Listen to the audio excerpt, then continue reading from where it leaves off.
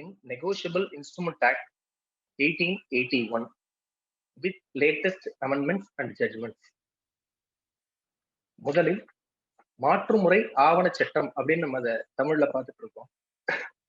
மாற்றுமுறை ஆவணங்கள் தொடர்பாக சட்டம் இந்தியாவில் தற்பொழுது நிலவும் 1881 ஆண்டில் மாற்றுமுறை ஆவணங்கள் சட்டம் என்று அழைத்து வருகிறோம். இதற்கு முன்பாக இருந்த சட்டங்கள் எல்லாம் தொகுத்து 1881 ஆண்டு இந்த சட்டமானது திருத்தத்துடன் தொகுத்து ஏற்றப்பட்டது. மாற்றுமுறை ஆவணங்கள் கடனுறுதி சீட்டு மற்றும் மாற்றுச்சீட்டு மற்றும் காசோலை ஆகியவை மேற்கத்திய கண்டுபிடிப்புகள் என்பது எல்லாருக்கும் தெரிந்த ஒரு விஷயம். அவை சம்பந்தப்பட்ட சட்டம் இங்கிலாந்தில் 17ஆம் நூற்றாண்டின் மத்தியில் நிலவத் தொடங்கியது. இறுதியாக அந்த சட்டம் தொகுக்கப்பெற்று 1882 ஆண்டு மாற்றுமுறை சீட்டுகள் சட்டம் The Bills of Exchange Act 1882 என நிறைவேற்றப்பட்டு அந்த சட்டத்தை ஒட்டித்தான் இந்திய சட்டமும் நிறைவேற்றப்பட்டது. 1881 ஆண்டில் இயற்றப்பட்ட மேற்படி இந்திய சட்டம், இந்த சட்டமே இந்திய சட்டம் தற்பொழுது நிலவும் மாற்றுமுறை ஆவணங்கள் சட்டம் என்று நாம் அழைத்து வருகிறோம்.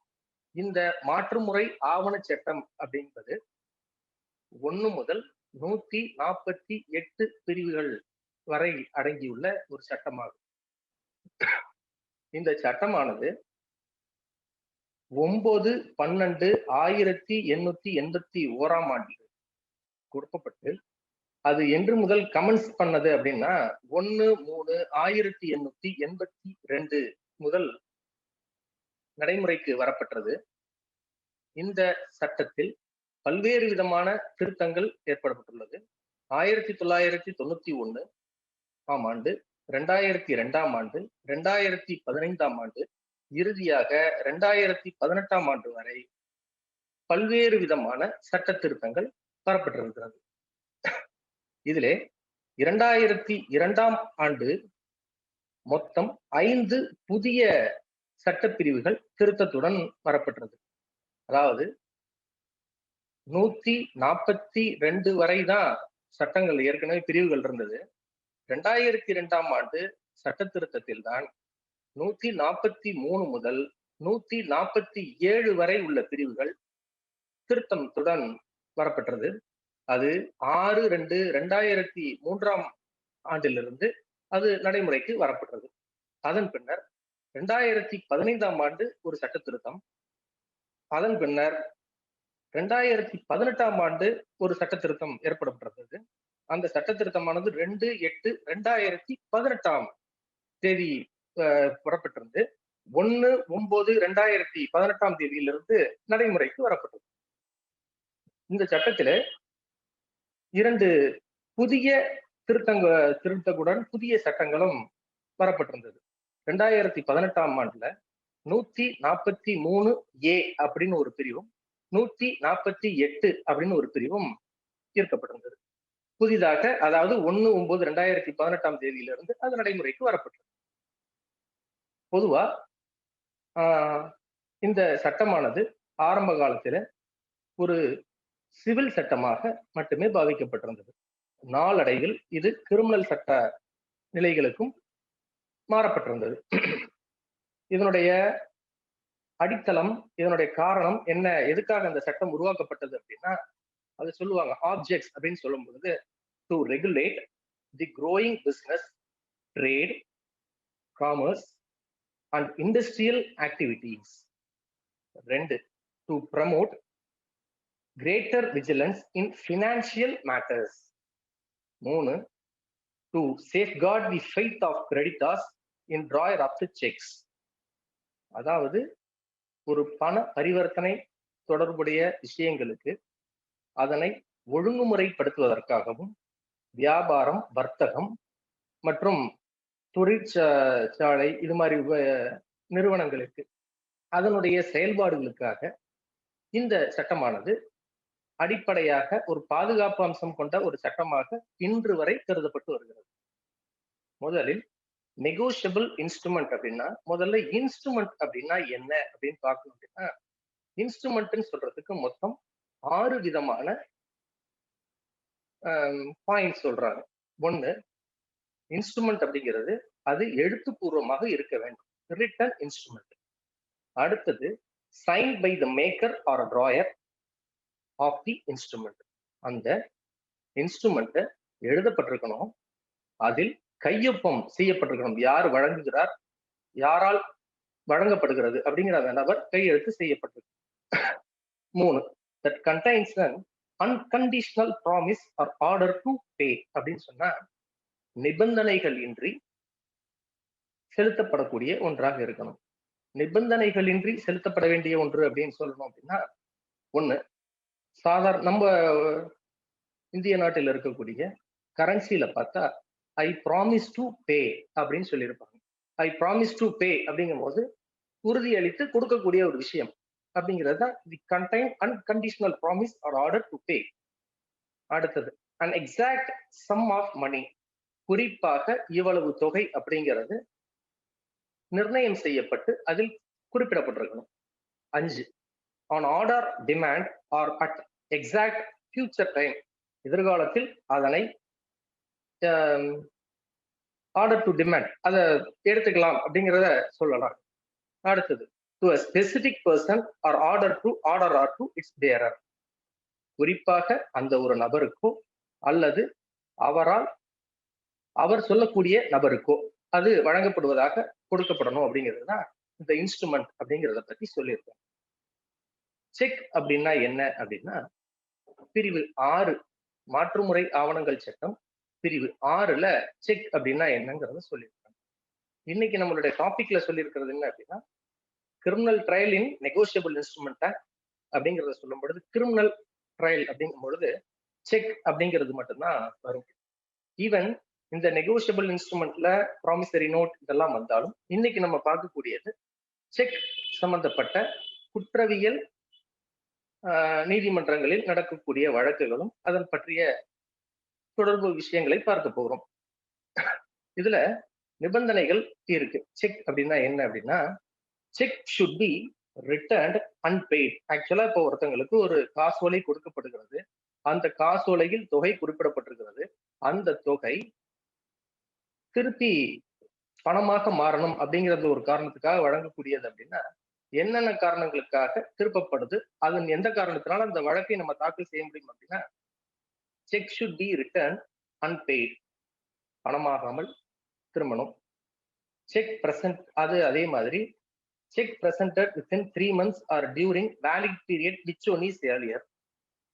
இதற்கு என்ன சொல்லணும் அப்படின்னா, இது சட்ட திருத்தம் 2001ஆம் ஆண்டுக்கு முன்பாக 6 மாதம் வரை இருந்த காலகட்டம் என்பது மாறி அது 3 மாதங்கள் மட்டும் வரையே அந்த செக் அதனுடைய வேலிடிட்டி இருக்கும் அப்படின்னு சொல்லப்பட்டிருக்கு. அடுத்தது, செக் அப்படிங்கிறது cheque for discharge in whole or part of any legal enforceable டெப்ட் or liability. 4, cheque unpaid due to insufficient or exist amount. 5, இது எல்லாமே பார்க்கணும். அந்த கண்டிஷன்ஸை பொறுத்தளவுக்கு பார்த்துக்கிட்டு இருக்கோம் அப்படின்னா, முதல்ல 138 NI ஆக்ட் அப்படிங்கிறது எதுக்காக அப்படின்னா, சாதாரணமாக ஒரு லீகலி என்ஃபோர்சபிள் டெப்ட் ஆர் அதர் லயபிலிட்டி அப்படிங்கிறது இருக்கணும். லீகலி என்ஃபோர்சபிள் டெப்ட் ஆர் அதர் லயபிலிட்டி அப்படின்னா ஒரு சில உதாரணங்கள் பார்க்கலாம். ஒண்ணு, லீகலி என்ஃபோர்சபிள் டெப்ட் அப்படின்னா, ஒருவர் ஏ அப்படிங்கிறவர் பி என்பவரிடம் கடனாக ஏதோ ஒரு தொகை பெற்றிருக்கிறார் அப்படின்னா, அந்த கடன் சட்டத்திற்கு உட்பட்ட வகையில் அவர் திருப்பி செலுத்த வேண்டிய பொறுப்பு இருக்கும் பட்சத்தில் மட்டுமே அதை லீகலி என்ஃபோர்சபிள் டெப்ட் அப்படி இல்லாட்டி அதர் லைபிலிட்டி அப்படின்னு சொல்லக்கூடிய பதத்தில் வரும். இப்போ ஒரு நிலம் ஒண்ணு இருக்கு, அது விலைக்கு வாங்குறாங்க, அதனுடைய மதிப்பு ஒரு 10 லட்சம் ரூபாய் அப்படின்னு ஒரு நிர்ணயம் செய்யப்பட்டிருக்கிறது அப்படின்னா, அந்த 10 லட்சம் ரூபாய்க்கு ஒரு 7 லட்சம் ரூபாய் தொகை செலுத்தப்பட்டு மீதம் இருக்கக்கூடிய 3 லட்சம் ரூபாய்க்கு ஒரு காசோலை கொடுத்திருந்தாங்க அப்படின்னா, அது சட்டத்திற்கு உட்பட்ட வகையிலே இருக்கக்கூடிய பரிவர்த்தனையில் இருக்க ஒன்று. மேலும் கடன் பத்தி பார்த்துட்டோம். இல்ல வேறு ஏதாவது ஒரு வகையில இருக்கக்கூடிய பரிவர்த்தனை அப்படின்னா இந்த நிலையை சொல்லலாம். சட்டத்திற்கு புறம்பாகாத வகையில் இருக்கக்கூடிய அனைத்துமே இந்த பதத்தில் லீகலி என்ஃபோர்சபிள் டெப்ட் ஆர் அதர் லைபிலிட்டி, இது ஹோல் ஆர் பார்ட், முழுமையாகவோ அல்லது பகுதியாகவோ செலுத்துவதற்காக இருக்கலாம். மீறி வேறு ஒரு வகையில சொல்லணும் அப்படிங்கிற பட்சத்தில் ஏ என்பவர் பி என்பவரிடம் சி என்பவரை தாக்கினாலோ அல்லது அவருக்கு ஏதாவது ஊறு ஏற்படுத்து, அதற்கு பிரதிபலனாக உனக்காக இந்த காசோலையை தருகிறேன் அல்லது காசோலையில் இந்த தொகை குறிப்பிடப்பட்டிருக்கிறது, அந்த தொகையை தாங்கள் பெற்றுக்கொள்ள வேண்டும், அந்த வகையில் நீங்கள் செலுத்திக் கொள்ளலாம் என்று சொன்னால் அது சட்டத்திற்கு உட்பட்ட வகையிலே லீகலி என்ஃபோர்சபிள் டெப்ட் ஆர் அதர் லைபிலிட்டி அப்படின்னு சொல்லியிருக்கக்கூடிய அந்த பதத்தில் கண்டிப்பாக வராது. எனவே மாற்றுமுறை ஆவண சட்டம் 138 பிரிவின்படி வழக்கு தாக்கல் செய்யணும் அப்படின்னா என்னென்ன நடைமுறைகள் பின்பற்றப்படணும் அப்படின்னா, முதலில் இந்த வழக்கானது 3 மாத காலத்தில் ஒரு வேல்யூ இருக்கக்கூடிய ஒரு செக்கை அந்த டேட்லயோ இல்லாத அதனுடைய காலகட்டம் முடிவதற்கு முன்பாகவோ அதனை வங்கியில் செலுத்திவிட வேண்டும். இப்போ ஒருத்தருக்கு செக் கொடுத்தாங்க அப்படின்னாலே அது மட்டுமே போதுமான ஒன்றா அப்படின்னு கேட்டால் இல்லை. அந்த காசோலையை அந்த நபர் வங்கியின் மூலமாகவோ செலுத்தினால் மட்டுமே தான் மாற்று முறை ஆவண சட்டம் அப்படிங்கிறது வரும். ஏ அப்படிங்கிறவர் பி என்பவருக்கு ஒரு காசோலையை வழங்கிவிட்டார் என்பதற்காக இந்த தொகையை அவர் பெற்றுக்கொள்ள முடியுமா என்றால் இல்லை. வங்கிக்கு சென்று அதை செலுத்தணும். அதன் பின்னர் வேறு ஏதாவது பிரச்சனைகள் ஏற்பட்டாலோ அல்லது காசோலை மறுக்கப்பட்டாலோ, தொகை செலுத்தாமல் மறுக்கப்பட்டாலோ, வேறு எது காரணங்களுக்காக திருப்பப்பட்டாலோ மட்டும்தான் சட்டப்பூர்வமான நடவடிக்கைக்கு அவரால் முன் வர முடியும். ஒண்ணு, காசோலை வழக்குகள் அப்படிங்கிறது தாக்கல் செய்வதற்கு ஒரு சில ஜூரிஸ்டிக்ஷன், அதாவது ஆள்வரை மற்றும் என்னென்ன வகையில் இந்த வழக்கை தாக்கல் செய்யலாம் அப்படின்னா, இது முதலில் ஒரு தனியார் குற்றமுறையீடாக நீதித்துறை நடுவர் நீதிமன்றம், பெருநகர குற்றவியல் நீதித்துறை நடுவர் நீதிமன்றத்தில் மட்டுமே தாக்கல் செய்யக்கூடிய வழக்கு. இது பிரிவு 200 குற்றவியல் நடைமுறை சட்டம் பின்பற்றப்பட வேண்டும். 200, 201 204 வரை இருக்கக்கூடிய குற்றவியல் நடைமுறை சட்டத்தினை பின்பற்றி இந்த வழக்கு தாக்கல் செய்யப்பட வேண்டும். இந்த வழக்கு தாக்கல் செய்வதற்கு முன்பாக இந்த தனியார் முறையீடாக இந்த வழக்கை தாக்கல் செய்வதற்கு முன்பாக என்னென்ன நடைமுறைகள் பின்பற்றப்பட வேண்டும் அப்படின்னா, முதலில் அந்த காசோலையானது பணம் மதிப்பு செய்யப்படாமல் திருப்பப்பட்டிருக்கணும். பண மதிப்பு செய்யாமல் பணம் திருப்பப்பட்டிருக்கிறது அப்படின்னா என்னென்ன காரணங்களுக்காக திருப்பப்படலாம்? Funds insufficient, exit arrangements, signature differs, stop payment by the drawer, account close என்ற பலவிதமான காரணங்களால் ஒரு காசோலை திருப்பப்படலாம். இப்போ காசோலை திருப்பப்படும் பொழுது இன்சஃபிஷியன்ட் ஃபண்ட்ஸ் அப்படின்னு சொல்லியிருந்தா அந்த வங்கி கணக்குல போதிய பணம் இல்லை அப்படிங்கிற ஒரு காரணத்தினால திரும்பியிருக்கு.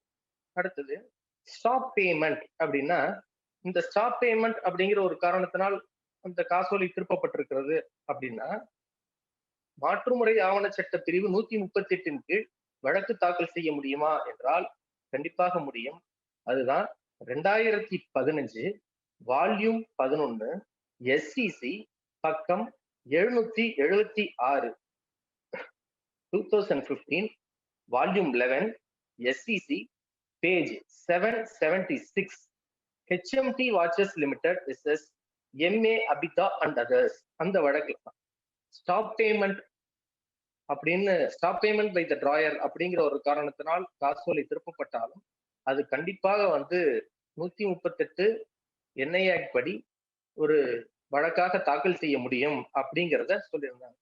இதற்கு முன்பாகவே நமது மாண்புமிகு உச்ச நீதிமன்றத்தில் 2002 SCC கிரிமினல் பக்கம் 121, 2002 SCC கிரிமினல் பக்கம் 121 MMTC limited and others versus Mediclin chemicals and pharma private limited and others என்ற வழக்குல உச்ச நீதிமன்ற முன்னாள் நீதியரசர் மரியாதைக்குரிய KT தாமஸ் ஐயா அவர்களுடைய தீர்ப்பு, அதுவும் இதே மாதிரியான விபரத்தை அடங்கியது.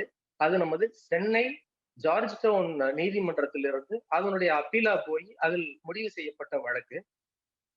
அதே மாதிரி ஒரு காசோலை எத்தனை முறை பணமாக்குவதற்காக வங்கியில் செலுத்தப்படலாம் அப்படிங்கிறத பொறுத்தளவுக்கு எத்தனை முறை வேண்டுமானாலும் திரும்ப திரும்ப செலுத்தப்படலாம்.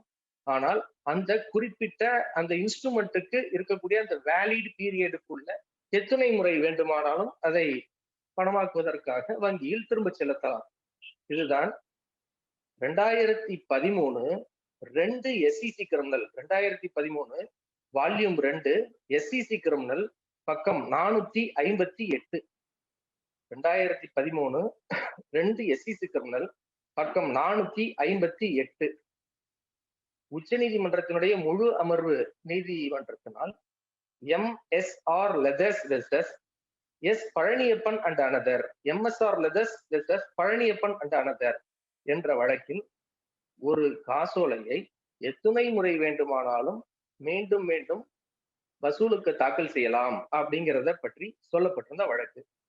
மேலும் நமது சென்னை உயர்நீதிமன்றத்தினுடைய முன்னாள் நீதியரசர் மரியாதைக்குரிய கற்பக விநாயகம் நீதிபதி ஐயா அவர்களுடைய ஒரு சில முன் வழக்குகள் 1998 1 லாவிக்லி கிரிமினல் 1998 1 லாவிக்லி கிரிமினல் பக்கம் 264 KKC textile mills and another versus Masi productions. இந்த வழக்குல ஒரு காசோலை வழக்கு பொறுத்தளவுக்கு நோட்டீஸ் எப்படி இருக்கணும், அதனுடைய அனுப்பப்படக்கூடிய விவரங்கள் எப்படி அடங்கி இருக்கணும், அது எந்த வகையில் சேர்க்கப்படணும் அப்படிங்கிறது பிரிவு 3 பிரிவு 35 ஜெனரல் கிளாஸஸ் ஆக்ட பின்பற்றப்பட வேண்டும் அப்படிங்கிறது அந்த வழக்குல சொல்லியிருந்தாங்க. Demand of more than amount than cheque, statutory notice demanded more than amount than cheque is valid அப்படிங்கிற தீர்ப்பும் அவர்களால் வழங்கப்பட்டிருந்தது. இது 1998 2 CTC பக்கம் 548. ஏற்கனவே பார்த்திருந்த போது demand of more amount than the cheque அப்படின்னா, demand of more than cheque அப்படின்னா எதெல்லாம் வரும்? ஒரு காசோலையில் 1 லட்சம் ரூபாய் பூர்த்தி செய்யப்பட்டிருக்கும் பட்சத்தில் அந்த பூர்த்தி செய்யப்பட்ட அந்த தொகையை விட அதிகமான அளவு தொகை பெற முடியுமா அப்படின்னா கண்டிப்பா முடியும். எதுக்காக? வழக்கறிஞர் செலவு, அதாவது நோட்டீஸ் சம்பந்தப்பட்ட செலவுகளுக்காகவும் சேர்த்து வாங்குவதற்கு நிச்சயமாக வாய்ப்பு உண்டு அப்படின்னு சொல்லப்பட்ட அந்த தீர்ப்பு அது. அடுத்தது 1998 2 CTC பக்கம் 548. இந்த வழக்கை பொறுத்தளவுக்கு ரொம்ப அழகா சொல்லியிருப்பாங்க. The bouncing of check and demand for payment of the check amount as well as the incidental charges occurred on the presentation of the said check within time. Therefore, demand of payment of the amount relating to the check through it's more than the check amount is legally permissible as it would certainly satisfy the requirements of the statutory notice as contemplated under section 138 subclass B of the act அப்படின்னு சொல்லி அழகா சொல்லியிருப்பாங்க ஐயாவோட தீர்ப்புல. மேலும் 1999 1 law weekly criminal 1999 1 law weekly criminal பக்கம் 246 PVRS Manikumar versus Krishna Reddy. இந்த வழக்குல ஒரு தீர்ப்பு. Without mentioning any time in the notice of the complaint approaches of the court after 15 days the complaint is maintainable அப்படின்னா, ஒரு குறிப்பிட்ட காலகட்டம் வழங்கப்பட்ட பிறகுதான் ஒரு அறிவிப்பு அனுப்பணும். இப்போ 138 நம்ம ஃபைல் பண்றதுக்கு முன்னாடி என்னென்னலாம் நடைமுறைகள் பின்பற்றப்படணும்? முதல்ல அந்த செக்கானது திருப்பப்பட்டிருக்கணும். செக்கு திருப்பப்பட்டதிலிருந்து அவருக்கு தகவல் கிடைத்ததிலிருந்து 30 நாட்களுக்குள்ளாக ஓர் அறிவிப்பு யாரால் அந்த காசோலை வழங்கப்பட்டதோ அந்த நபருக்கு 15 நாட்கள் கால அவகாசம் கொடுத்து ஒரு அறிவிப்பு அனுப்பணும். அந்த அறிவிப்பானது எந்த வகையில் இருக்கணும் அப்படின்னா, அறிவிப்பு ரிட்டன்ல இருக்கணும் அப்படிங்கிறது மட்டும்தான் முக்கியமான ஒரே விஷயம். எழுத்துப்பூர்வமாக இருக்கக்கூடிய அறிவிப்பில் 15 நாட்கள் கால அவகாசம் கொடுத்து ஓர் அறிவிப்பு அனுப்பப்படணும். அந்த 15 நாட்கள் கால அவகாசத்தை கட்டாயம் கொடுக்க வேண்டும். அந்த 15 நாட்கள் கால அவகாசத்தை தாண்டி அந்த நபரால் தொகை திரும்ப கொடுக்கப்படாத பட்சத்தில் எப்போ அந்த 15 நாட்கள் முடியுதோ அதுக்கப்புறம் தான் காஸ்ட் ஆஃப் ஆக்ஷன் அப்படிங்கிறது தொடங்குது. 15 நாட்களுக்குள்ளாக அந்த தொகை செலுத்தப்பட்டு விட்டால், அது திரும்ப கொடுக்கப்பட்டு விட்டால், இந்த 138 என்ஐ ஆக்ட் படி வழக்கானது தாக்கல் செய்ய இயலாது. சொல்லுவாங்க, dishonor of check is not an offense whether the repayment was not paid within a stipulated time அப்படின்னு சொல்லியிருப்பாங்க. காசோலையானது தொகை இல்லாமல் மறுக்கப்பட்ட ஒரே காரணத்தினால் குற்றம் சுமத்தப்படக்கூடிய நபராக அவர் மாற மாட்டார். 15 நாட்கள் கால அவகாசம் கொடுத்த பின்னரும் அவரால் அது திருப்பி செலுத்தப்படாத நிலை ஏற்பட்டால் மட்டுமே இந்த 138 என்ஐ ஆக்ட் படி வழக்கானது தாக்கல் செய்ய இயலும். இந்த வழக்குல பொறுத்தளவுக்கு அந்த 15 நாட்கள் கால அவகாசம் கொடுக்கணும் அப்படிங்கறத பத்தி சொல்லும் பொழுது, without mentioning any time in the notice, if the complainant approach the court after 15 days, complaint is maintainable. 15 நாட்கள் கால அவகாசம் உங்களுக்கு இருக்கு அப்படிங்கிற விவரத்தை குறிப்பிடாமல் ஒரு அறிவிப்பு அனுப்பப்பட்டு விட்டால், அது 15 நாட்கள் கால அவகாசத்தை பொறுத்து அதுல சொல்லல, அதனால இது நோட்டீஸே ஏற்றுக்க கொள்ள முடியாத ஒன்று அப்படிங்கிறத சொல்ல முடியாது.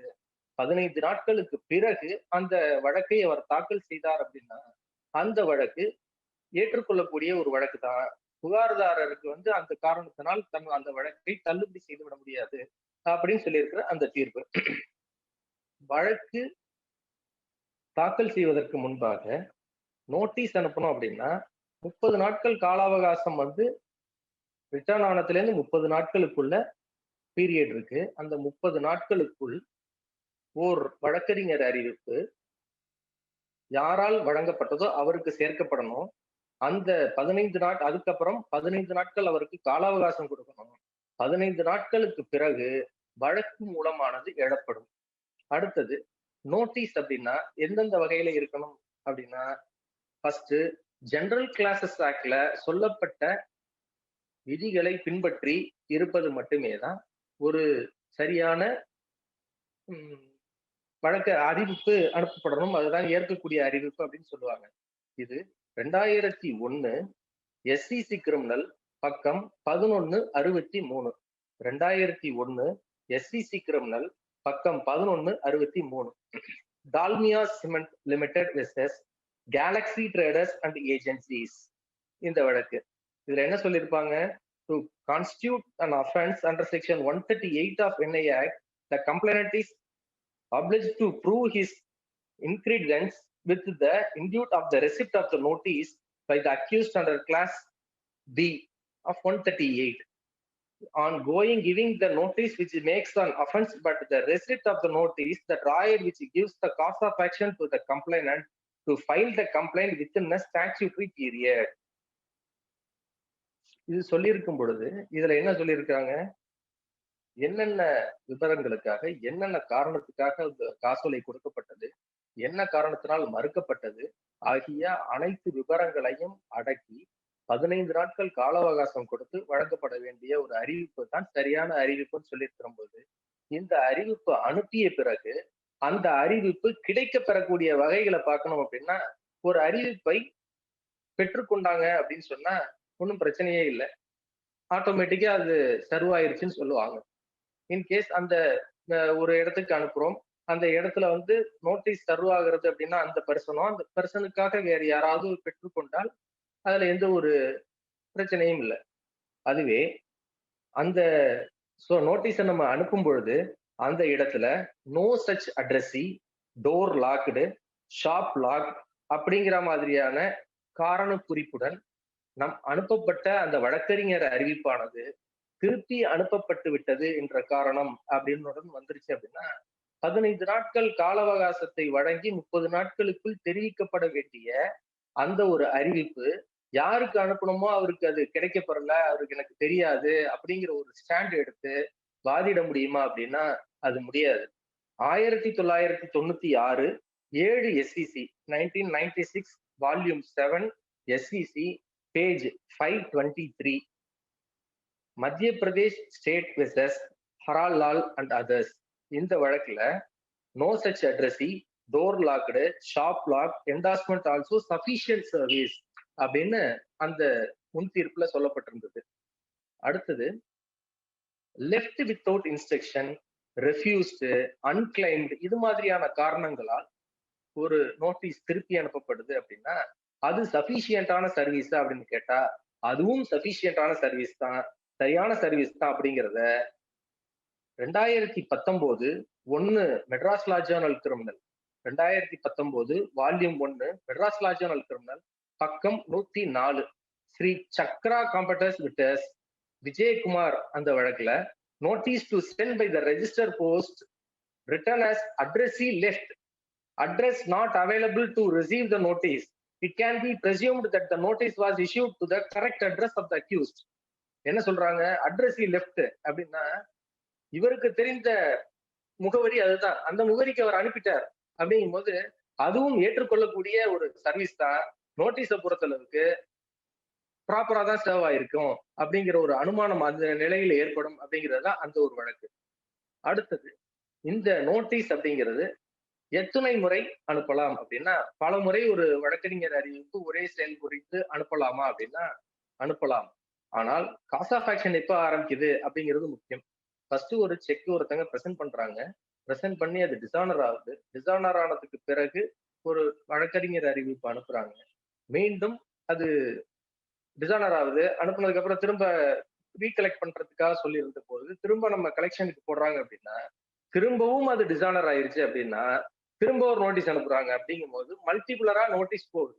இந்த மல்டிபுலரா நோட்டீஸ் போகும் பொழுது எதை காஸ் ஆஃப் ஆக்ஷனா எடுத்துக்க முடியும் அப்படிங்கிறது பார்த்தா முதல்ல இப்ப டிசானர் ஆகுதோ அதுதான் போய் காஸ் ஆஃப் ஆக்ஷன் ஸ்டார்ட் ஆயிருது. 2010 வால்யூம் 2 எஸ்சிசி கிரிமினல் பக்கம் 1033 2010 2 SCC criminal page 1033 Supreme Court Damneshwar Vaishnav versus Ram Vishal Gupta அப்படிங்கிற வழக்குல இந்த முன் தீர்ப்பு வழங்கப்பட்டிருக்கிறது.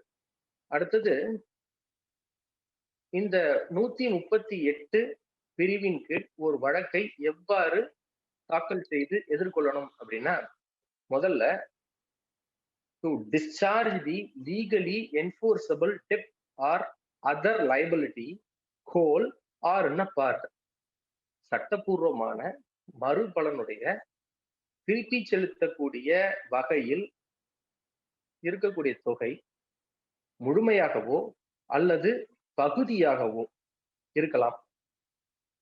அப்படிங்கும் பொழுது இந்த பதத்தில் அடங்கி இந்த 138 என்ஐ ஆக்ட் படி வழக்கு தாக்கல் செய்யலாம். இந்த 138 என்ஐ ஆக்ட் படி வழக்கு தாக்கல் செய்யணும் அப்படின்னா இந்த வழக்கிற்கு என்ன தண்டனை அப்படிங்கிறது அதுலயும் 138லயே சொல்லியிருக்கிறாங்க. 2 ஆண்டுகள் வரை தண்டனையும் காசோலை தொகையில் 2 மடங்காக காம்பன்சேஷனும் அல்லது இரண்டுமே வழங்கலாம் அப்படிங்கிறது 2002 சட்ட திருத்தத்துக்கு பிறகு ஏற்பட்டப்பட்டது. அதற்கு முன்பாக தண்டனை அப்படிங்கிறது ஓராண்டு வரை மட்டுமே கொடுக்கப்பட்டிருந்தது. அடுத்தது இதுல சொல்லியிருக்கிறதா dishonor of check is not an offense without repay within this stipulated period of that is an offense அப்படின்னு சொல்லுவாங்க. இப்போ இந்த வழக்கை ஏற்கனவே நம்ம சொன்ன மாதிரி நீதித்துறை நடுவர் நீதிமன்றத்திலோ அதே மாதிரி பெருநகர நடுவர் நீதிமன்றத்தில் இந்த வழக்குகளை தாக்கல் செய்யலாம். இது குறுக்கு விசாரணை முறை சட்டம் படி நாம் பின்பற்ற வேண்டும். அதாவது சம்மரி ட்ரையல் கேஸ் இது, அப்படிதான் அதை ப்ரொசீட் பண்ண முடியும். 200ல இருந்து 204 வரை இருக்கக்கூடிய குற்றவியல் நடைமுறை சட்டத்தின் படி பின்பற்றப்பட வேண்டும். இப்போ இந்த வழக்குல குற்றவியல் நடைமுறை சட்டம் பிரிவு 200ல இருந்து 204 வரை நம்ம பின்பற்றி நம்ம வழக்கை தாக்கல் செய்யறோம் அப்படின்னா அதற்கு முன்பாக இந்த வழக்கை பொறுத்தளவுக்கு ஸ்வான் ஸ்டேட்மெண்ட், அதுக்கப்புறம் சாட்டிஸ்ஃபை ஆகுறாங்க, அதே நீதிமன்றம் சாட்டிஸ்ஃபை ஆகுதுன்னா நம்பர் பண்ணி சம்மன் பண்ணுவாங்க. சாட்டிஸ்ஃபை ஆகலை அப்படின்னா அது தள்ளுபடி செய்யப்படும். இந்த நிலையெல்லாம் வந்து கொண்டே இருந்த நிலையில அடுத்தது ஒரு தீர்ப்பானது வருவதற்கு முன்பாக 2002ஆம் ஆண்டு சட்டப்பிரிவின்படி 5 சட்டங்கள் அந்த திருத்தத்தில் ஏற்படுத்தப்பட்டிருந்தது. அந்த 5 சட்டப்பிரிவுகளில் ஒரு சாட்சியம் அளிப்பதற்கு என்னென்ன தேவை அப்படின்னா, அபிடவிட் மூலமாகவும் சாட்சியம் அளிக்கலாம் அப்படிங்கிறது அந்த சட்ட திருத்தத்திலே வரப்பட்டிருந்தது. இந்த குறுக்கு விசாரணை முறை சட்டத்தை பொறுத்தளவுக்கு குறுக்கு விசாரணை நடைமுறை பின்பற்றப்பட வேண்டும் அப்படின்னா, இந்த வழக்கில் ஒரு அபிடவிட் ஒண்ணு at the time of filing complaint அபிடவிட்டை நீங்க தாக்கல் செஞ்சீங்க அப்படின்னா, அந்த அபிடவிட்டை ஸ்வான் ஸ்டேட்மெண்டாவும் எடுத்துக்கலாம். அந்த அபிடவிட்டை முதல் விசாரணை சாட்சியமாகவும் எடுத்துக்கொள்ளலாம் அப்படிங்கிற ஒரு முன்தீர்ப்பு நமது உச்ச நீதிமன்றத்தினால் 2014 2 SEC கிரிமினல் பக்கம் 652 2014 2 SEC கிரிமினல் பக்கம் 652 Indian bank association and others versus union of India and another அப்படிங்கிற வழக்குல ஒரு அபிடவிட்டை தாக்கல் செஞ்சீங்க அப்படின்னா, அந்த அபிடவிட்டைய வழக்கினுடைய ஸ்வான் ஸ்டேட்மெண்டாவும் அதை பயன்படுத்திக்கலாம். மேலும் அது வந்து முதல் விசாரணையாகவும் பயன்படுத்திக் கொள்ளலாம் அப்படின்னு சொல்லியிருந்தாங்க. இந்த 138 பொறுத்தளவுக்கு ஃபைல் பண்ணும் பொழுது என்னென்ன நடைமுறைகள் பின்பற்றப்படணும் அப்படின்னா, மிகவும் முக்கியமான பிரிவு அப்படின்னா 138 142 வரை இருக்கக்கூடிய பிரிவுகள் வந்து நம்ம பார்க்க வேண்டிய முக்கியமான பிரிவுகள். இந்த வழக்கை தாக்கல் செய்யணும் அப்படின்னா அபிடவிட்டா தாக்கல் செய்யலாம். அபிடவிட்டா தாக்கல் செஞ்சா முதல் விசாரணையாகவும் எடுத்துக்கலாம். மேலும் ஸ்வான் ஸ்டேட்மெண்ட்டுக்காகவும் அதை பயன்படுத்திக்கலாம். அடுத்தது இந்த வழக்கை பொறுத்தளவுக்கு லிமிடேஷன் உண்டு, கண்டோன் டிலே உண்டு. 2002ஆம் ஆண்டு திருத்தத்திற்கு பிறகு பவர் ஆஃப் அட்டார்னி பொறுத்தளவுக்கு அதன் மூலம் அது பொது அதிகாரம் ஒருத்தருக்கு வழங்கப்பட்டு அதன் காரணமாக வழக்கு தொடர்வதற்கு வாய்ப்பு உண்டு. லீகல் ஏர்ஸை வச்சு வழக்கு தாக்கல் செய்ய முடியும். வழக்கை தாக்கல் செய்வதற்கு இல்ல, லீகல் ஏர்ஸை வச்சு வழக்கை தொடர்ந்து நடத்துவதற்கு முடியும். அப்படின்னா என்னென்ன காரணங்களுக்காக இருக்கலாம்? 2002ஆம் ஆண்டு சட்ட திருத்தத்திற்கு பிறகு இருக்கக்கூடிய பவர் ஆஃப் அட்டார்னியை பத்தி அளவு பார்த்துட்டோம். அடுத்தது ஒரு வழக்கு நடைபெற்று கொண்டிருக்கும் பொழுது புகார்தாரரால் தாக்கல் செய்யப்பட்ட வழக்கு புகார்தாரர் தொடர்ந்து நடத்திட்டு வரார். ஏதோ ஒரு காரணத்தினால் வந்து வர இயலவில்லை, இல்ல அவரால் முன்னிலையாக முடியாத காரணம், இல்லாத அவர் இறந்து விட்டார் அப்படின்னா அவரது சட்டப்பூர்வ வாரிசு அந்த டிரான்சாக்சனை பத்தி தெரிந்த ஒரு நபர் அந்த வழக்கை தொடர்ந்து நடத்தலாம். அதே மாதிரி பவர் ஆஃப் அட்டார்னி வச்சு கொடுத்துட்டு ஒருத்தர் வழக்கை தாக்கல் செய்து நடத்த முடியுமா என்றால் கண்டிப்பாக முடியும்.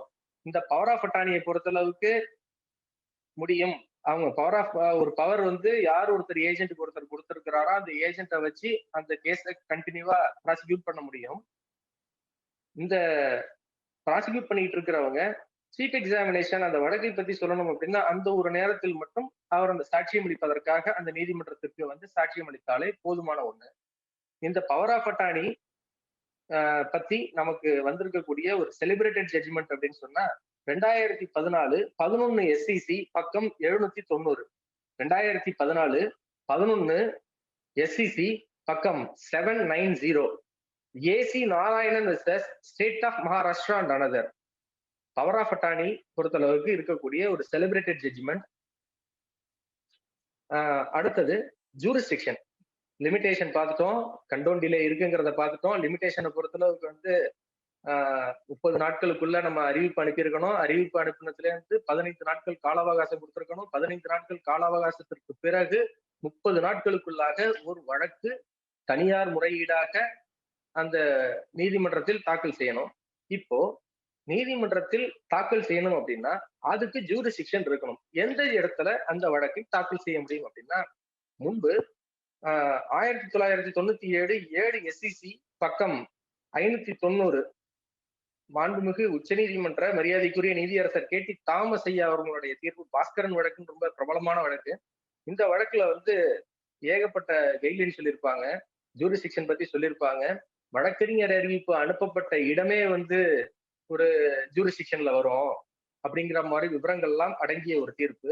இன்றைக்கு இருக்கக்கூடிய காலகட்டத்தில் அது ஓவர் ரூல் ஆயிருச்சு. அது ஓவர் ரூல் ஆனது எப்போ அப்படின்னா 2014 9 SEC பக்கம் 129 2014 9 SEC பக்கம் 129 தர்ஷத் ரூப் சிங் கேஸ் அப்படிங்கிற ஒரு பிரபலமான வழக்குலதான் எதிரியினுடைய வங்கி அமைந்திருக்கக்கூடிய இடம்தான் ஜூரிஸ்டிக்ஷன் அப்படின்னு சொல்லிட்டு ஒரு தீர்ப்பு வந்தது. அந்த தீர்ப்பிற்கு பிறகு இப்போ 2015ஆம் ஆண்டு சட்ட திருத்தம் மாற்றுமுறை ஆவண சட்டத்தில் ஏற்படுத்தப்பட்டது. 2015ஆம் ஆண்டு திருத்தத்திற்கு பிறகு புகார்தாரருடைய வங்கி இருப்பிடம்தான் ஜூரிஸ்டிக்ஷன் அப்படிங்கிற ஒரு இடம். ஆள்வரை அதிகாரம் எங்கு இருக்கிறது அப்படின்னா, புகார்தாரருடைய வங்கி இருக்கும் இடம்தான் காசோலை வழக்கு தாக்கல் செய்வதற்கான குற்றவியல் நீதிமன்றத்தில் தாக்கல் செய்யக்கூடிய வழக்கு அப்படின்னு சொல்லியிருக்கிறாங்க. இப்போ ஜூரிஸ்டிக்ஷன்னா இப்போ ஒரு புகார்தாரராக இருக்கக்கூடிய நபர், அவர் இருக்கக்கூடிய இடம் சென்னை. அவருக்கு வங்கி இருக்கக்கூடியது எங்க இருக்கு அப்படின்னா, சேலத்துல வங்கி இருக்கு அப்படின்னா, அந்த வங்கியில் அவர் காசோலையை கலெக்ஷனுக்கு போடுறாரு அப்படின்னா, அவர் சேலத்துல இருக்கக்கூடிய அந்த நீதித்துறை நடுவர் நீதிமன்றத்தில் சென்றுதான் வழக்கை தாக்கல் செய்ய இயலும். இன்கேஸ் அது வந்து இப்போ புரிதல் எப்படி இருக்கணும் அப்படின்னா, இப்போ ஒரு வழக்கினுடைய ஜூரிஸ்டிக்ஷன் எங்க இருக்கு அப்படிங்கறத சொல்வதற்கு மேலும் சொல்லணும் அப்படின்னா, இப்ப எல்லாம் கோர் பேங்கிங் ஆயிருச்சு. பக்கத்துல இருக்கக்கூடிய அதே வங்கியினுடைய வேறு ஒரு கிளையில் அது தாக்கல் செய்தால் அது எங்கிருந்து திருப்பப்பட்டிருக்கிறது அப்படின்னு அந்த விவரங்கள் அடங்கிய அவரது வங்கி எந்த வங்கி என்று அதுல குறிப்பிடப்பட்டிருக்கிறதோ அந்த வங்கியினுடைய இருப்பிடம்தான் ஆள்வரை அதிகாரம் கொண்ட இடத்தில் அந்த நீதிமன்றத்தில் மட்டுமே தான் அந்த வழக்கை தாக்கல் செய்ய இயலும். இப்போ 2018ஆம் ஆண்டு ஒரு சட்ட திருத்தம் ஏற்படுத்தப்பட்டிருந்தது. 2/8/2018 அன்று நோட்டிஃபை ஆனது. 1/9/2018 தேதியிலிருந்து அது நடைமுறைக்கு வரப்பட்டதுதான். மொத்தம் 2 சட்ட திருத்தங்கள். 143ல 143A அப்படின்னும் ஒரு திருத்தமும், அடுத்தது 148 அப்படிங்கிற ஒரு பிரிவும் 2 திருத்தங்களுடன் வரப்பட்டிருந்தது. இப்போ நோட்டீஸ் பத்தி ஃபர்ஸ்ட் செக் கன்சிடரேஷன் என்னங்கிறத பார்த்துட்டோம். லீகலி என்ஃபோர்ஸபிள் டெப்ட் அப்படிங்கிறதுனா எப்படி இருக்கணுங்கிறத தெரிஞ்சுக்கிட்டோம். நோட்டீஸ் பார்த்தாச்சு. ஜூரிஸ்டிக்ஷன் எந்த இடத்துல வச்சு தாக்கல் செய்ய முடியும் வழக்கை அப்படிங்கிறத பார்த்தாச்சு. இப்போ வழக்க தாக்கல் செய்வதற்கு பிறகு அதனுடைய நடைமுறைகள் எப்படி இருக்கணும் அப்படின்னா, சம்மரி ட்ரையல்ல இருக்கணும். முதல்ல வந்து ஒரு வழக்கினுடைய நகல் எதிரிக்கு கொடுக்கப்படணும். 207 கூவி மூசா படி கொடுக்கணும். அதன் பின்னர் அந்த குற்றச்செயல் குறித்து கேட்கும் பொழுது அவர் ஆம் அப்படின்னு ஒத்துக்கிட்டார் அப்படின்னா 251 252 படி அது முடிவு செய்யலாம். அப்படி இல்லை, இந்த குற்றத்தை அவர் மறுத்தளித்து இல்லை, அவர் குற்றம் சுமத்தப்பட்ட நபராக இருப்பவர் அந்த குற்ற வழக்கிற்கும் தனக்கும் தொடர்பு இல்லை என்று மறுத்தளிக்கு பிறகு முதல் விசாரணை சாட்சியம் அதாவது அடுத்தது புகார்தாரர் தரப்புல சாட்சியங்கள் தொடங்கணும். புகார்தாரர் தரப்பு சாட்சியம், அதுக்கப்புறம் அந்த சாட்சியத்தினுடைய அவருக்கு எதிராக இருக்கக்கூடிய விவரங்களை அடங்கி 313 கூவி மூசாப்படி அவரது கேள்வி கேட்கிறது. அதன் பிறகு அவரது தரப்பு சாட்சியங்கள் இவை அனைத்தும் முடிந்த பின்னர் தீர்ப்பு எட்டப்படும். இந்த நடைமுறை இருந்து கொண்டிருக்கக்கூடிய வகையிலே 143A அப்படிங்கிற ஒரு பிரிவு இப்ப இந்த சட்ட திருத்தத்தில் 1/9/2018 பிறகு நடைமுறையில் வந்திருக்கக்கூடிய இந்த சட்ட திருத்தமானது ஒருவர் குற்றம் சுமத்தப்பட்ட நபர் அவரது குற்றத்தை மறுத்தளித்த பிறகு இந்த புகார்தாரரால் ஒரு மனு ஒண்ணு தாக்கல் செய்யணும். 143A பிரிவின் கீழ் ஒரு மனுவை தாக்கல் செய்தால் காசோலை தொகையில் அதிகபட்சமாக 20% தொகையினை அந்த புகார்தாரருக்கு குற்றம் சுமத்தப்பட்ட நபர் செலுத்தப்பட வேண்டும். அது தீர்ப்பிற்கு பிறகு தீர்ப்பானது தண்டனைக்கு உட்படுத்தப்பட்டால் அந்த தொகையை அப்படியே கழித்து பாக்கி இருக்கக்கூடிய காம்பன்சேஷன் வருது அப்படிங்கிற மாதிரி இருந்துச்சுன்னா அதை கால்குலேட் பண்ணிக்கணும். இன்கேஸ் விடுதலை செய்யப்பட்டு விட்டார் அப்படின்னா, அந்த எதிரி விடுதலை செய்யப்பட்டு விட்டால் புகார்தாரர் அவரால் பெறப்பட்ட அந்த அதிகபட்சமாக 20% அப்படின்னா தொகை ஒன்று செலுத்தப்பட்டால் அந்த தொகையை 20% அவங்க ஏதோ ஒரு ஆர்டர் போடுறாங்க, மேக்சிமம் ஆஃப் 20% கொடுத்த தொகையை அவர் திருப்பி அந்த எதிரியிடமே கொடுத்து விட வேண்டும். அது ரிசர்வ் பேங்க் ஆஃப் இந்தியா எவ்வளவு வட்டி விகிதம் நிர்ணயம் செய்யப்பட்டிருக்கிறதோ அந்த வட்டி விகிதத்தினுடைய கணக்கிட்டு அந்த தொகையினை மீண்டும் எதிரிக்கு அவர் திருப்பி செலுத்திடணும்.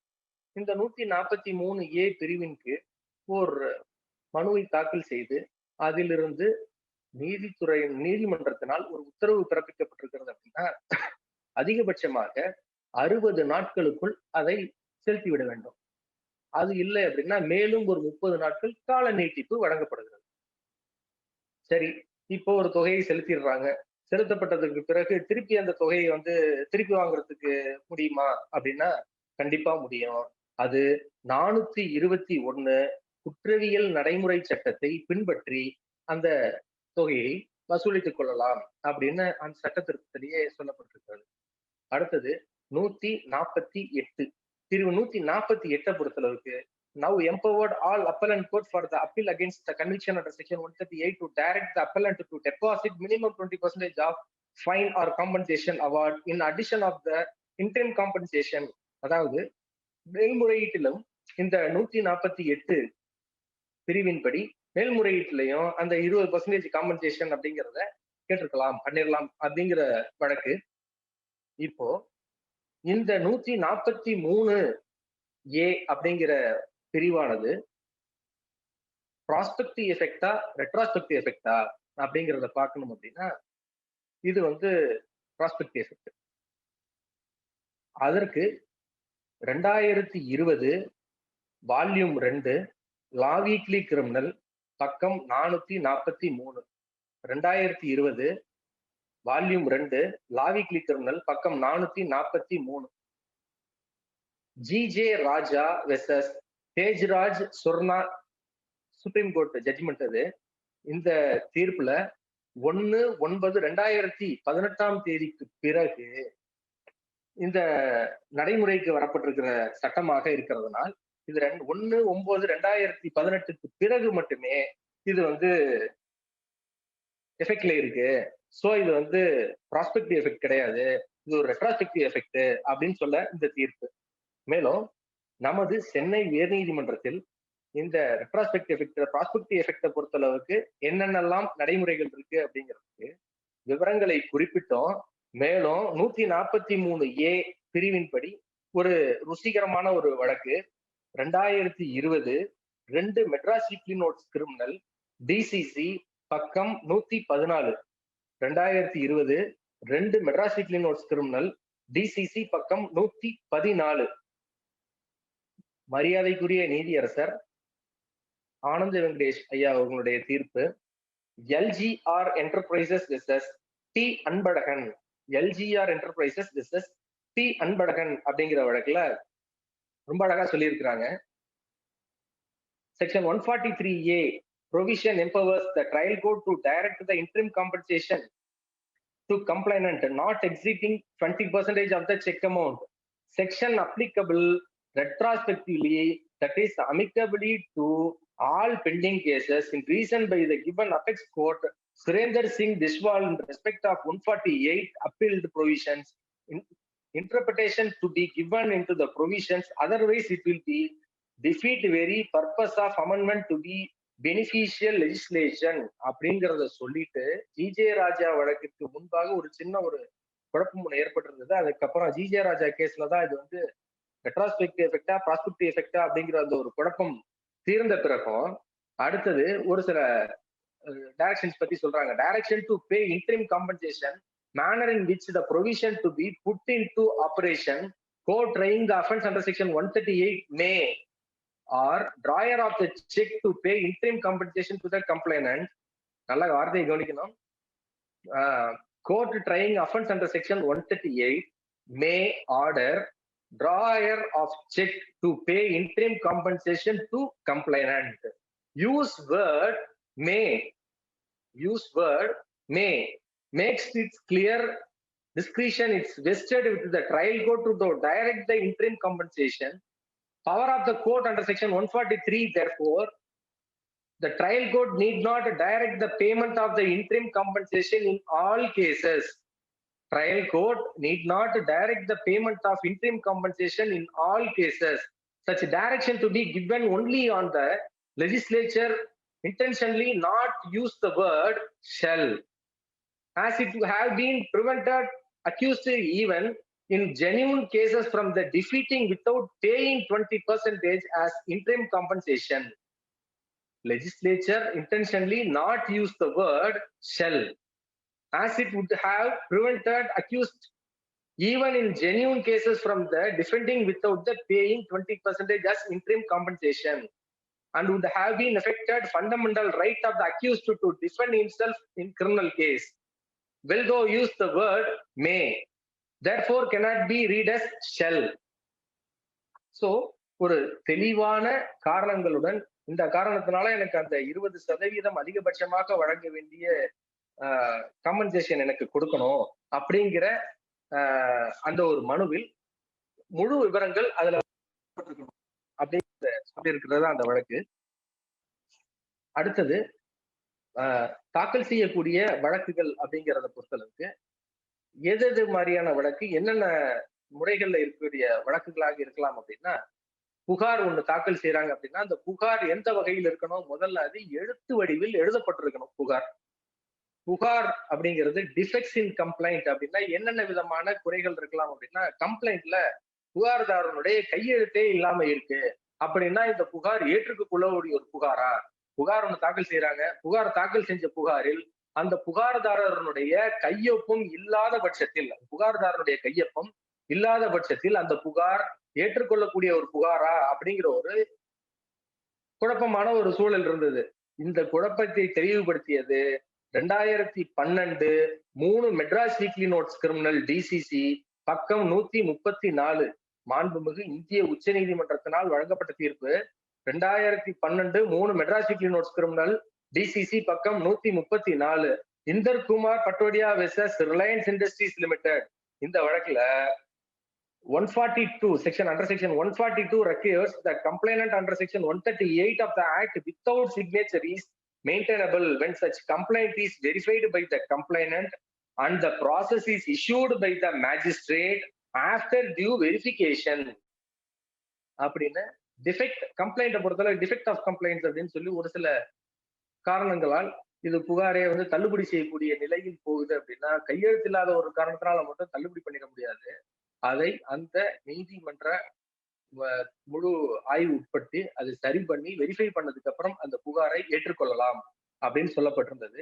அடுத்தது, ஏதாவது தாக்கல் செய்யப்பட்ட அந்த ஒரு தனியார் முறையீடாக தாக்கல் செய்யப்பட்ட புகாரிலோ இல்ல அந்த புகாரில் ஏதேனும் திருத்தங்கள் ஏற்படுத்த முடியுமா, ஏதாவது திருத்தங்கள் ஏற்படுத்த முடியுமா அப்படிங்கிறத பத்தி ஒரு குழப்பம் ஏற்பட்டதை 2015 2 லாவிக்லி கிரிமினல் பக்கம் 657 2015 2 law weekly criminal 657 S R Sukumar versus S Sudhanand Raghuram அப்படிங்கிற வழக்குல 200 கூவி மூசாப்படி பிரிவு 200 கூவி மூசாப்படி தனியார் முறையீடாக தாக்கல் செய்யக்கூடிய இந்த வழக்கில் ஏதேனும் திருத்தங்கள் ஏற்படுத்துவதற்கு முடியுமா?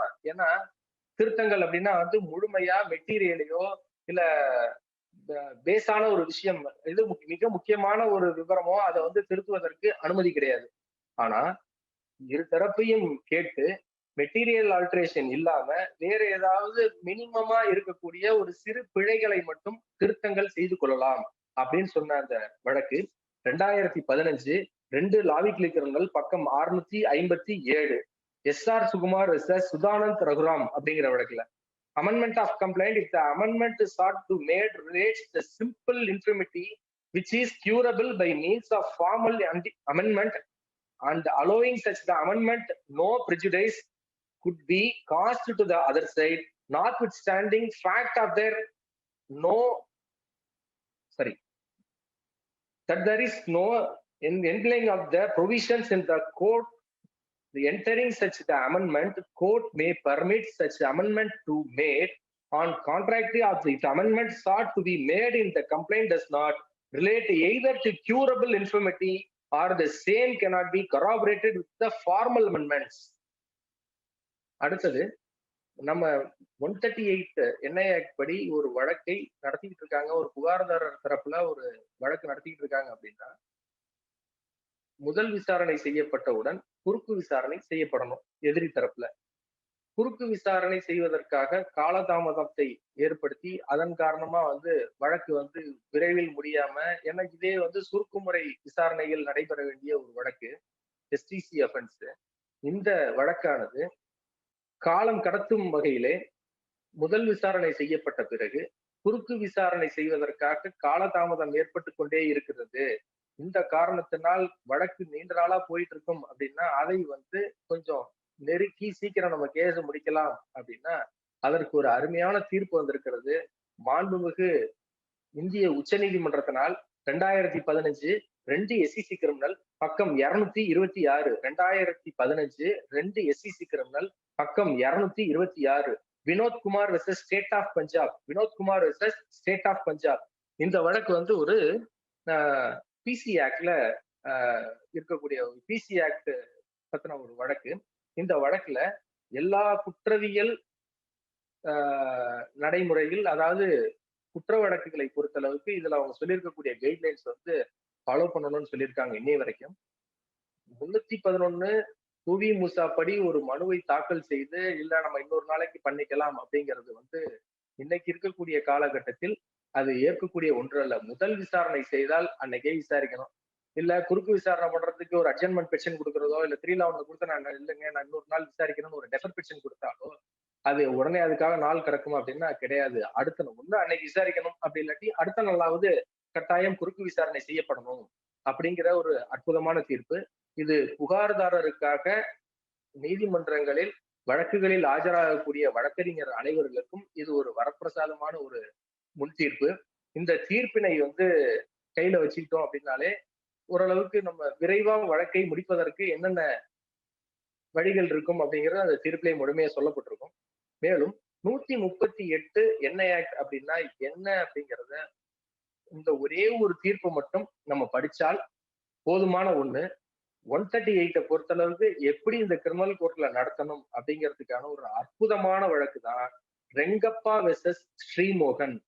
2010 வால்யூம் 11 எஸ்சிசி பக்கம் 441, 2010 11 எஸ்சிசி பக்கம் 441, ரெங்கப்பா வெர்சஸ் ஸ்ரீமோகன் அப்படிங்கிற அந்த வழக்குல ரொம்ப தெளிவாகவும் ரொம்ப எளிமையாகவும் எல்லாருக்கும் புரியக்கூடிய வகையில 138னா என்ன, அந்த வழக்குகள் நடைமுறை எப்படி இருக்கணும், இந்த வழக்குகளில் அனுமானம் அப்படிங்கிறது எந்த வகையில் இருக்கணும், பொதுவாகவே ஒரு 138 அப்படிங்கிற ஒரு பிரிவின் கீழ் தாக்கல் செய்த வழக்கை எந்த வகையிலே தீர்மானிக்க முடியும் அப்படின்னா, 139 பிரிவின் கீழ் ஒரு புகார்தாரருக்கு அனுமானம் சாதகமாகவும், அல்லது 118 பிரிவின் கீழ் எதிரிக்கு சாதகமான ஒரு சூழல் எது ஏற்படுத்துகிறதோ அதன் அடிப்படையில் தீர்ப்பு பகரப்படும்.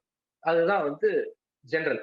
அப்படி இருக்கும் பொழுது அப்ரிசியேஷன் ஆஃப் எவிடன்ஸ்ன்னு சொல்லுவாங்க. இப்போ அனுமானங்கள் அப்படிங்கிறதெல்லாம் பத்தி பின்னாடி நம்ம பார்க்கும் பொழுது, அது வழக்காக நடத்தப்பட்ட பிறகு அப்ரிசியேஷன், அதாவது அப்பலன்ட் கோர்ட்ல இந்த வழக்கினுடைய அப்ரிசியேஷன் எப்படி இருக்கணும் அப்படிங்கிறது தான் 2019 1 லாவிக்லி கிரிமினல் பக்கம் 279, 2019 volume 1 law weekly criminal page 279, Kishan Rao versus Shankara Gowda அப்படிங்கிற வழக்குல அப்பலன்ட் கோர்ட்ல அப்ரிசியேஷன் எப்படி இருக்கணும் அப்படிங்கிறதுக்கான வழக்கு. இப்போ புகார் எவ்வாறு தாக்கல் செய்யணும், நோட்டீஸ்ல இருந்து பார்த்தாச்சு. நோட்டீஸ் எப்படி இருக்கணும், புகார் எப்படி தாக்கல் செய்யணும், தனியார் முறையீடாக இருக்கக்கூடிய ஒரு புகார் அது நடைமுறைகள் என்ன, அதெல்லாம் பார்த்தாச்சு. அப்படி இருக்கும் பொழுது இந்த புகார் தனியார் முறையீடாக ஒரு குற்றவியல் நடைமுறை நீதிமன்றத்தில் தாக்கல் செய்யக்கூடிய ஒரு புகாரானது விசாரணை சாட்சியம் அளிக்கிறது அப்படின்னா அது எவ்வாறு இருக்கணும் அப்படின்னா, வாய்மொழியாக தான் அந்த சாட்சியம் இருக்கப்பட வேண்டும், வாய்மொழியாக மட்டுமே தான் சாட்சியம் இருக்கப்பட முடியும் அப்படின்னு சொல்லியிருந்த பிரிவில் இப்போ நெகோஷியபிள் இன்ஸ்ட்ருமெண்ட் ஆக்ட பொறுத்தளவுக்கு சாட்சியம் அளிக்கிறதுக்கு பிரிவு 145, பிரிவு 145 நெகோஷியபிள் என்ஐ ஆக்ட பொறுத்தளவுக்கு எவிடன்ஸ் ஆன் அபிடவிட் அப்படின்னு 2002ஆம் ஆண்டு சட்ட திருத்தத்தில் இந்த பிரிவு ஒண்ணு உட்படுத்தப்பட்டிருந்துச்சு. சாதாரணமா குற்றவியல் விசாரணை நீதிமன்றங்களில் எவ்வாறு இருக்கணும் சாட்சியம் அப்படின்னா வாய்மொழியாக மட்டும்தான் சாட்சியம் இருக்கணும். வாய்மொழியாக இல்லாமல் வேறு எந்த ஒரு வகையிலும் ஒரு சாட்சியம் அளிக்க முடியாது. ஆனால் அந்த சட்டத்திலே ஒரு ஒரு பிரிவில் குறிப்பாக இந்த வகையில சாட்சியம் அளிக்கலாம். சாட்சியம் அளிப்பதற்கு அபிடவிட் மூலமாகவும் அந்த சாட்சியத்தை அளிக்கலாம் அப்படின்னு ஒரு சிறப்பாக அந்த பிரிவு இருந்தால் மட்டுமே தான் நாம அந்த சாட்சியத்தை வந்து ப்ரூஃப் அபிடவிட் ஃபைல் பண்ணி விசாரணை செய்ய முடியும். அது 145 என்ஐ ஆக்டை பொறுத்தளவுக்கு சட்ட திருத்தத்தில் கொடுக்கப்பட்டிருந்தது. 2002ஆம் ஆண்டு 145வது பிரிவில் அதை பத்தி கொடுக்கப்பட்டிருக்கிறது. இப்போ வழக்கு நடைபெற்று முடிந்தது. முடிந்து ஒருவரை குற்றவாளி அப்படின்னு தீர்மானம் செய்த பிறகு அதனுடைய மேல்முறையீடானது சாதாரணமா பார்த்தோம்னா ஜென்ரலா வந்துடும். இப்ப அப்பீல் அப்படின்னா கன்விக்ஷன் ஆயிருச்சு அப்படின்னா ஒரு ஜுடிஷியல் மேஜிஸ்ட்ரேட் கோர்ட்ல இருக்கக்கூடிய கன்விக்ஷனா அடுத்தது செஷன்ஸ் கோர்ட், அதுக்கப்புறம் அடுத்த மேல்முறையீடு உயர் நீதிமன்றம், அதுக்கு பின்னர் உச்ச நீதிமன்றம் அப்படின்னு வந்துட்டு இருக்கும். இதற்கு மாறாக புகார்தாரரால் தாக்கல் செய்யப்பட்ட வழக்கு தள்ளுபடி செய்யப்பட்டு எதிரி விடுவிக்கப்பட்டால், அதாவது விடுதலை செய்யப்பட்டு விட்டார், அதுல 255 உட்பிரிவு 1 குற்றவியல் நடைமுறை சட்டத்தின்படி அவர் விடுவிக்கப்பட்டு விட்டார் அப்படின்னா அந்த வழக்கினுடைய மேல்முறையீடானது எங்கு தாக்கல் செய்ய முடியும் அப்படின்னா, முன்னத ஒரு தீர்ப்பு ஒண்ணு வரப்பட்டிருந்தது. 2016ஆம் ஆண்டு 4 வால்யூம் சிடிசி பக்கம் 119, 2016 வால்யூம் 4 சிடிசி பக்கம் 119, எஸ் கணபதி வெர்சஸ் என் செந்தில்வேல், எஸ் கணபதி வெர்சஸ் என் செந்தில்வேல் அப்படிங்கிற ஒரு வழக்குல பாதிக்கப்பட்ட நபர் வந்து மேல்முறையீடு செய்வதற்காக மாவட்ட நீதிமன்றத்திலேயே இந்த மேல்முறையீடு செய்யலாம் அப்படின்னு ஒரு நிலை இருந்தது. அது லார்ஜர் பெஞ்சுக்கு அதனுடைய கருத்து வந்து கொஞ்சம் லார்ஜர் பெஞ்சுக்கு போகுது. அந்த பெரிய அமர்வு இருக்கக்கூடிய நீதிமன்றத்தில் 3 நீதிபதிகள் நீதியரசர்கள் அடங்கிய அமர்வு, மரியாதைக்குரிய எம் சுந்தரேஷ் ஐயா, திரு வி பாரதிதாசன் ஐயா அவர்கள், திரு என் ஆனந்த வெங்கடேஷ் ஐயா அவர்கள், அந்த 3 உயர்நீதிமன்ற சென்னை உயர்நீதிமன்ற நீதிபதிகள் அடங்கிய அமர்வு 2020 volume 2 Madras weekly notes criminal DCC பக்கம் 49, 2020 2 Madras weekly notes criminal DCC பக்கம் 49, K Rajalingam versus Sakunthala Lakshmi and another, K Rajalingam versus R Sakunthala Lakshmi and others, அந்த வழக்குல ஒரு முடிவு எட்டப்படுது. அப்பீல் அகெயின்ஸ்ட் அக்யூட்டல் அப்படின்னா அதனுடைய அப்பீல் உயர்நீதிமன்றத்திற்கு மட்டும்தான் அப்படிங்கிறது அந்த வழக்குல வந்து உறுதி செய்யப்பட்டு கொடுத்துருக்காங்க. இப்போ கேஸ் வந்து அப்பீல பத்தி பார்த்துட்டோம். இன்கேஸ் இப்போ ஒரு வழக்கு ஒண்ணு நீதிமன்றத்தில் நடைபெற்று கொண்டு இருக்கிறது. அந்த வழக்கு தொடர்பாக ஏற்கனவே நம்ம பார்த்தோம் 311 பொறுத்தளவுக்கு மிகப்பெரிய ஒரு அருமையான ஒரு தீர்ப்பு புகார்தாரர் தரப்புல வந்து நடத்துவதற்காக வினோத்குமார் சர்மா இந்த வழக்கை பொறுத்தளவுக்கு வந்து உடனடியாக குறுக்கு விசாரணை செய்யணும், அதற்காக காலதாமதம் ஏற்படுத்தக்கூடாது, அது மாதிரி 143A பொறுத்தளவு இன்ட்ரீம் காம்பன்சேஷன் வாங்கிக்கணும், அதுக்கும் காலதாமதம் 60 நாளோ அதுக்கப்புறம் இருக்கக்கூடிய 30 நாட்களுக்குள்ள இருக்கக்கூடிய விவரங்கள் எல்லாம் பார்த்தாலும் சாதாரணமா வேற ஏதோ ஒரு காரணத்திற்காக ஒரு வழக்கு விசாரணை நீதிமன்றத்தில் நடைபெற்று கொண்டிருக்கும் பொழுது ஒரு ஏதோ ஒரு மிஸ்லினியஸ் பெட்டிஷன் ஒன்று ஃபைல் பண்றாங்க. இல்ல இதே இப்ப ஏற்கனவே பார்த்தோம் ஒரு 311 பெட்டிஷனே ஒன்று ஃபைல் பண்றாங்க. 311 பெட்டிஷன் இன்கேஸ் அலோவ் ஆனிச்சுன்னா அவங்க வழக்கை தொடர்ந்து நடத்த போறாங்க. தள்ளுபடி செய்யப்பட்டக்கூடிய ஒரு சூழ்நிலை ஆயிருது. அதை எடுத்துட்டு அவங்க ஒரு ரிவிஷன் போறாங்க. ரிவிஷன் உயர் நீதிமன்றத்திற்கு போறாங்க. உயர் நீதிமன்றத்துல அந்த ரிவிஷனோட சேர்த்து ஒரு ஸ்டே ஒண்ணு வாங்குறாங்க. இல்ல இந்த நடைமுறைகள் இருந்துகிட்டே இருக்கு அப்படி இல்லாட்டி வேற ஏதோ ஒரு வகையில ஒரு குவாஷ் ஒண்ணு போறாங்க. 482 சிஆர்பிசில உயர் நீதிமன்றத்துல ஒரு குவாஷ் ஒண்ணு போறாங்க. அந்த குவாஷ் அவங்க போறாங்க அப்படிங்கும் பொழுது அதுல ஒரு ஸ்டேயோட சேர்த்து கேட்கிறாங்க ஒரு பெட்டிஷன். அதுல ஒரு ஸ்டே ஆகுது. ஃபைனல் ஹியரிங் வரல. உடனடியாக முடிவு எட்டப்பட முடியாத ஒரு சூழ்நிலை இருந்துகிட்டு இருக்கு. வழக்கு காலதாமதப்படுத்திக்கிட்டே இருக்கு அப்படிங்கிற ஒரு இக்கட்டான சூழ்நிலையில் புகார்தாரர் தரப்பு அல்லாடி கொண்டிருக்கிறது அப்படின்னா அந்த மாதிரியான நேரத்துக்கு நமக்கு கிடைத்த ஒரு அருமையான தீர்ப்பு 2018 ஏஐஆர் சுப்ரீம் கோர்ட் பக்கம் 2039, 2018 ஏஐஆர் சுப்ரீம் கோர்ட் பக்கம் 2039, Asian re Asian resurfacing of road agencies private limited versus CBI. இந்த வழக்குல உச்ச நீதிமன்றத்தில் சொன்ன ஒரு அற்புதமான தீர்ப்பு. ஓர் தடை உத்தரவு பிறப்பிக்கப்பட்டிருக்கிறது, ஒரு ஸ்டே இருக்கு அப்படின்னா அதிகபட்சமாக அதற்கு 6 மாதம் மட்டுமே தான் காலம். அதற்கு மேல அந்த ஸ்டே அப்படிங்கிறது இல்லாநிலை ஆயிடும் அப்படிங்கிற ஒரு அற்புதமான தீர்ப்பு.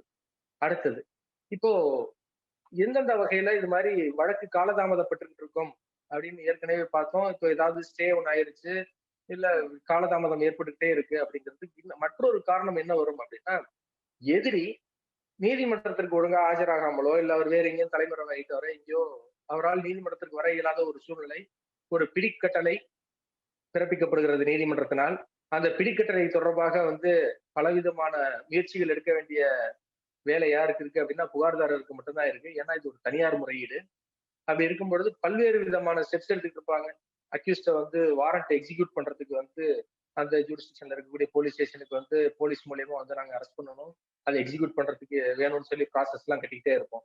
இன்கேஸ் இது தொடர்ந்து போய்கிட்டே இருக்கு, இது நாட்கள் கடந்து கொண்டே இருக்கிறது, இதனை எவ்வாறு நம்ம சீக்கிரமா முடிக்கணும் அப்படின்னா, பிரிவு 44 டிஸ்ட்ரிக்ட் போலீஸ் ஆக்ட் அப்படின்னு ஒரு பிரிவை நம்ம கையில வச்சுக்கணும். புகார்தாரர் தரப்புல ஒரு வாரண்ட் ஒண்ணு பெண்டிங் இருக்கு அப்படிங்கும் போது அதுக்கு ஒரு ப்ராசஸ் கட்ட வேண்டிய வேலை யாருக்கு அப்படின்னா புகார்தாரருக்கு தான் அதை சேரும். அந்த சூழலில் அந்த ப்ராசஸ ஃபைல் பண்றாங்க, ப்ராசஸ் போகுது, போலீஸ் ஸ்டேஷனுக்கு போகுது. அந்த போலீஸ் ஸ்டேஷனுக்கு போனதற்கு பிறகும் திரும்ப எந்த ஒரு பதிலும் வரல அப்படின்னா, அடுத்ததாக 44 டிஸ்ட்ரிக்ட் போலீஸ் ஆக்ட்ல புகார்தாரர் தரப்புல ஒரு மனு ஒன்று தாக்கல் செஞ்சு, ஏற்கனவே இந்த தேதியில் உங்களுக்காக அனுப்பப்பட்ட அந்த ப்ராசஸ்ல என்ன விதமான நடைமுறைகள் என்ன செயல்பட்டு இருக்கிறது அப்படிங்கிற விவரங்கள் கேட்டு, அப்படி இல்லை அப்படின்னா அந்த நீதிமன்றத்தினால் எந்த போலீஸ் ஸ்டேஷனுக்கு அனுப்பப்பட்டிருக்கிறதோ அந்த காவல் நிலையத்தில் இருக்கக்கூடிய பொறுப்பதிகாரி உரிய விளக்கம் கேட்டு ரிப்போர்ட் தாக்கல் செய்ய வேண்டும். இன்னொரு விஷயம், இந்த நடைமுறையை பின்பற்றி இப்போ ஒரு போலீஸ்காரங்களுக்கு வாரண்ட் எக்ஸிக்யூட் பண்றதுக்கு ஒரு பிரைவேட் கம்ப்ளைண்ட்ல அவசியம் இல்லை அப்படிங்கிற மாதிரி சொல்வதற்கான வாய்ப்புகள் இன்றைய சூழலில் அதிகமாக இருந்து வருகிறது.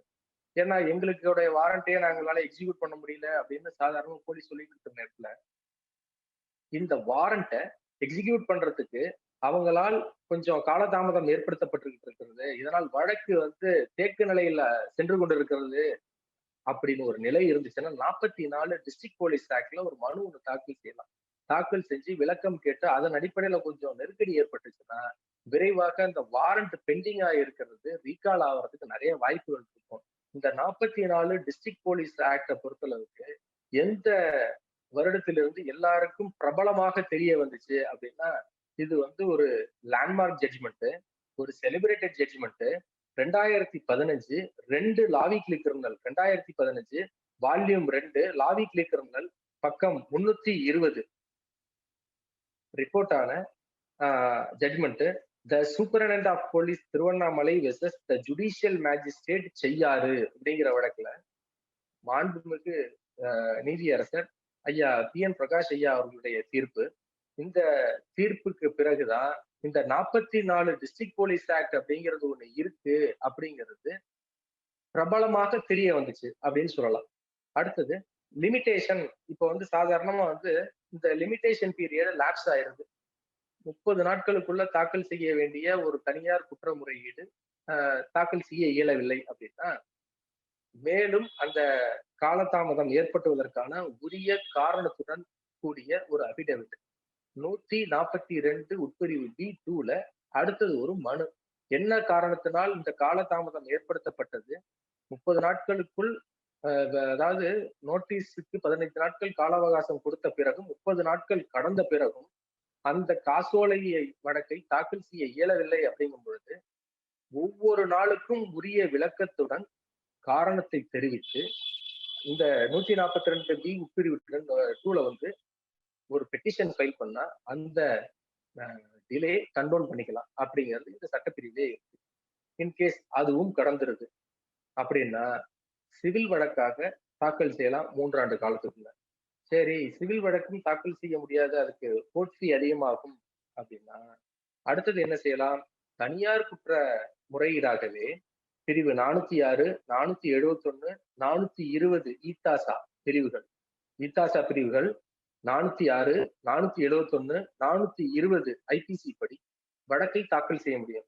அதுவும் நமது சென்னை உயர்நீதிமன்ற நீதிபதி மாண்புமிகு பி.என். பிரகாஷ் நீதிபதி அவர்களுடைய தீர்ப்பு Kalaiselvi versus G Narayanan Kalaiselvi versus G Narayanan அப்படிங்கிற வழக்கு மெட்ராஸ் ஹைகோர்ட்ல கிரிமினல் ஓபி நம்பர் 1264-7 12647 ஆஃப் 2018 தீர்ப்பு நாள் 14/6/2018 கலைச்செல்வி வெர்சஸ் நாராயணன். இந்த வழக்குல ஒரு காசோலை ஒன்று வழங்கப்பட்டால் காசோலை மோசடி வழக்கு தாக்கல் செய்ய முடியாத சூழல் ஏற்பட்டு விட்டால் அது அப்படியே பாதிச்சு போயிடாது.